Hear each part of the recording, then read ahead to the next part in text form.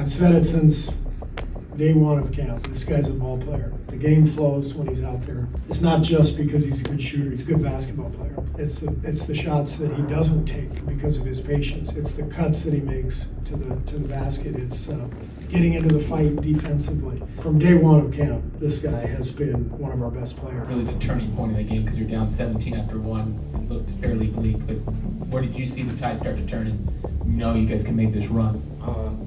Benny Waters. Spotlight's obviously on Jonathan entering his fourth season. You moved him to the bench tonight. He plays a season high in minutes. I'm just curious on your perspective on where he's at rotationally with you. I guess why the move to the bench. How could a team possibly manage to dominate when two of its best players plus a sixth Man of the Year candidate are missing? Make no mistake, this is death by numbers. But if the Warriors are so good, what happened against the Clippers? Hey, what's happening, everyone?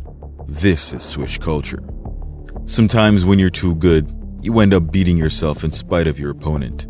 The Warriors clearly have multiple tools at their disposal, and what appears to be a flawless scheme that they displayed yet again versus the Pelicans, with only two of their starters in place, that's Draymond Green and TJD. The Warriors were able to achieve an incredible feat that looks all the more impressive when their two best scorers were unavailable to play. While it's still early in the season, this could be one of the best comeback games of the year. Going into the game, no one knew where the team would find scoring. Some had Kuminga as the next go-to player, and others had Moody. But just before game time, Steve Kerr dropped a bombshell on the fan base. Jonathan Kuminga would be playing off the bench.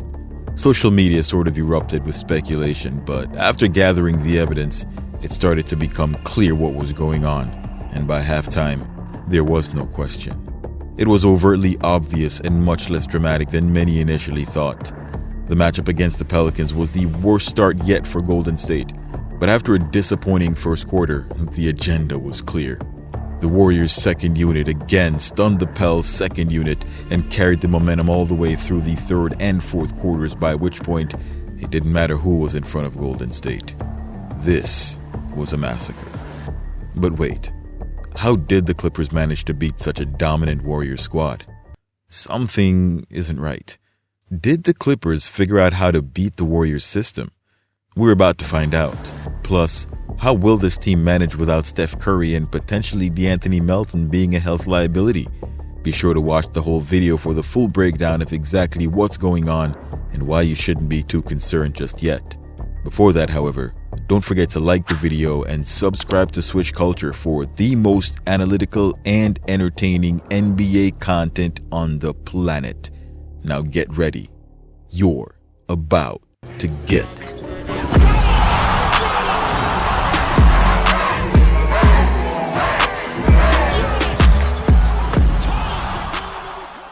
After coming out and pulverizing the Blazers and baptizing the Jazz, the team was riding high. Their box metrics looked amazing and their on-court energy was intoxicating. So what happened when the Warriors had their home opening game? Truthfully, the biggest news from that game was Steph Curry's injury. He rolled his ankle not once, but twice. Once near the end of the third quarter and another early in the fourth just a few minutes later. While it looked bad, he'll be reevaluated after a few days, but he'll definitely miss at least a couple of games. While his presence likely would have made a difference near the end of the game, considering the Warriors came within 1 point of the Clippers after a triple by Andrew Wiggins with less than 4 minutes remaining in the fourth quarter, injuries happen, and these types of situations is exactly why the Warriors' depth is so incredible. In short, I'm not blaming Curry's absence for the loss. There was something else, however, that cornered the Warriors against LA, and it's something that's been a sore spot for the last few years. When it came to the Clippers game, that sore spot was the 7-footer in the paint, Ivica Zubac. A few years ago, the Clippers stole Zubac from their then housemate, the Lakers, for some cheese sticks and a cocoa bread. Everyone except the Lakers front office was completely shocked by the move. One of the most harebrained I've seen from a front office that at one point employed the late great Jerry West. I'm sure watching that front office in action is never mind. Zubac happily accepted the starting role with the Clippers and hasn't looked back since. A true 7-footer with the huge footprint of a behemoth in the paint, Zubac was a problem for Trace. While Loon put up a good battle when he faced the paint poltergeist, nothing was going to stop Ivica from dropping 23 and 18 with 5 assists. But that wasn't the only thing that slowed down Golden State. After all, this team is supposed to be the deepest in the league. Next up, the Hield cycle.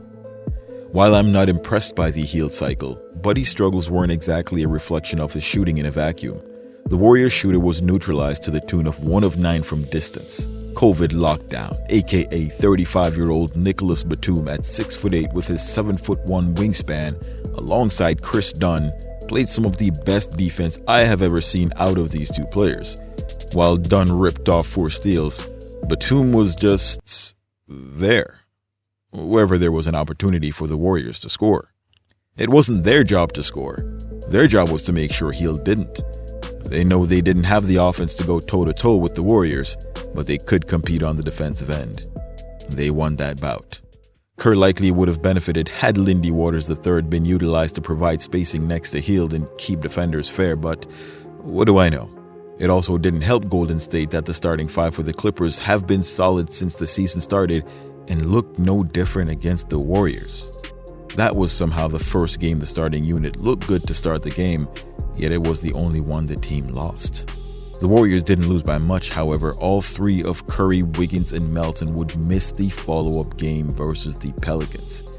2 starters and one of the best players off the bench unavailable. You'd think this would be an opportunity for the Warriors to put JK in the lead and see what he does with it. Right before game time, however, it was announced that Kuminga would be coming into last night's game off the bench. A lot of people were confused and social media was ablaze with the news. After putting all the facts together, however, it didn't take long to figure out that Steve Kerr was simply maximizing spacing and combinations, as he readily admits. Spotlight's obviously on Jonathan. You moved him to the bench tonight. He plays a season high in minutes. I'm just curious on your perspective on why the move to the bench and what you. Well, without Steph and Wiggs, I didn't want to start Trace, Draymond, and JK. I wanted a little more spacing. This is no different than what we've explored on this channel with regards to lineups and matchups. In order for JK to start, the lineup needs a bare minimum of Steph and Curry if you want to keep Draymond at the 4. This allows JK to play the 3, and Wiggins' versatility allows him to play the 2. Putting JK next to Pods as a shooter as the starting point guard wouldn't provide enough spacing and would allow the Pelicans to pack the paint and dare the Warriors to shoot with a simple zone defense. They needed Hield's shooting, and their best available shooting small forward was Moses Moody. The first unit was brutalized by the Pels, who were up by 20 points, putting up 34 points to the Warriors' 14 just 18 seconds into the second quarter. Clearly, this Warriors team just doesn't like playing for the home crowd. Well, maybe.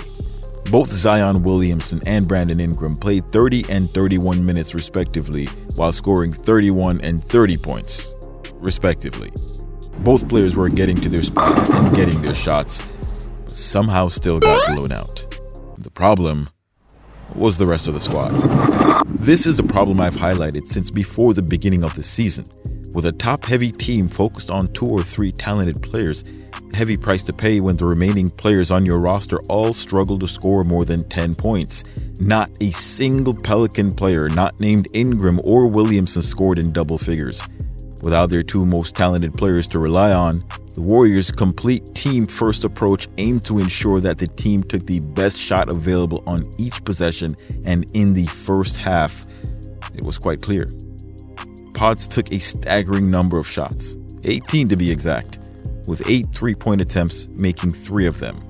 With a plus 17 and 19 points, he continues to show that he's a positive regardless of what players they put him on the floor with. While he also made some rather questionable decisions, the end result was a net positive. Following the halftime break, however, the Warriors would open the floodgates. Buddy Hield, who shot 1 for 8 in the first half, had a discussion with one of the top shooters in NBA history in Reggie Miller. A little pep talk from one of the all-time greats lit a fire under Buddy. But Steve Kerr seemed to have other plans, leaving Buddy out of the starting unit entirely to start the third quarter. Lindy Waters started in his stead and absolutely torched the Pelicans. Anyone who's seen Waters in the preseason knows he's more than capable of doing this. After Pods, who had 34 minutes, Waters had the next highest with 31, surpassing Hield, Green, and Kuminga. With 21 points, 8 rebounds, 4 assists, and a steal, he was able to finish with the highest plus-minus of the night, a plus 26, seconded by Pods with a plus 17 and Draymond with a plus 15. Lindy Waters III is a baller and without a doubt needs to be in the Warriors' rotation. Kerr cannot at this point afford to keep him out. I've said this at the beginning of the season, and I'll say it again. He could be the best shooter that Steph Curry has had to play with in the last 2 years. It'll be a tough get with Hield in the way, however, and at 6'6" and with the high amount of rebounding he does, I wouldn't be opposed to seeing him share the floor with Steph or Hield more often to create even more spacing. There are some lineups I foresee with the future of this team, but I'll wait some before sharing those. I will say this, however, if Draymond does find himself out for a lengthy period, Kerr will be putting Kuminga at the 4, which could pave the way for a lineup that includes Curry, Waters, and Wiggins. But Waters wasn't going to hog all the glory. Hield returned for the second half and not only poured fuel onto the Waters fire, he brought his own flamethrower, dialing in from deep, going 8 for 10 from the field during that period, racking up 8 25-point second half, 19 of which came in the fourth quarter alone for a 28-point total. So far, Buddy's averaging 21 points in 23 minutes while shooting over 55% from 3. Look out for a lineup that has all 3 of Curry, Hield, and Waters at some point when Curry returns. While he's slowly getting there, JK is working his way back into form as he put up 17 points. He hit all his free throws and really continued what was a good effort in the matchup versus the Clippers. While Moody was a -4 on the night, he did put up 17 points and was a big part of the reason the Warriors extended that beatdown on the Pelicans. The kid shot 5 of 6 from downtown and did this all in 18 minutes of play. This is where the plus-minus stat can be a bit misleading because he had to work his way back from being down after the first quarter struggles. What really stands out this season is that even without Steph Curry or Wiggins, this team is still able to produce offensively. What really carried this team, however, was what has been carrying them since the preseason. That fight and that tenacity on defense. Even without Melton or Wiggins on the floor, they played solid team defense, forcing turnovers and capitalizing in transition. This is the single most deadly tactic to create separation between you and the opposing team. Not only does it demoralize the opponent, it is a 4 to 5 point swing on every single possession. That first quarter, in my opinion, was just an adjustment period to guys playing without Curry. Once they figured it out, this team managed to put the same net 40-point beatdown on the Pelicans that they put on the Blazers and the Jazz. This makes the Clippers game an outlier. They literally can't help but to blow teams out. Jerry Stackhouse is a genius. And if this team can't win a championship with his defensive schemes, I don't know which team can. Do you believe this win was a fluke, or are the Warriors really true contenders? What are your thoughts on Kuminga playing off the bench, and who do we take minutes from to give Waters some playing time? I feel like that's in the works, and some of you will probably not be very happy. Either way, post your thoughts in the comments below. Before that, however, don't forget to like the video, subscribe to the channel, and turn on all your notifications so you don't miss any of my latest uploads. Thanks for watching. Till next time, swish.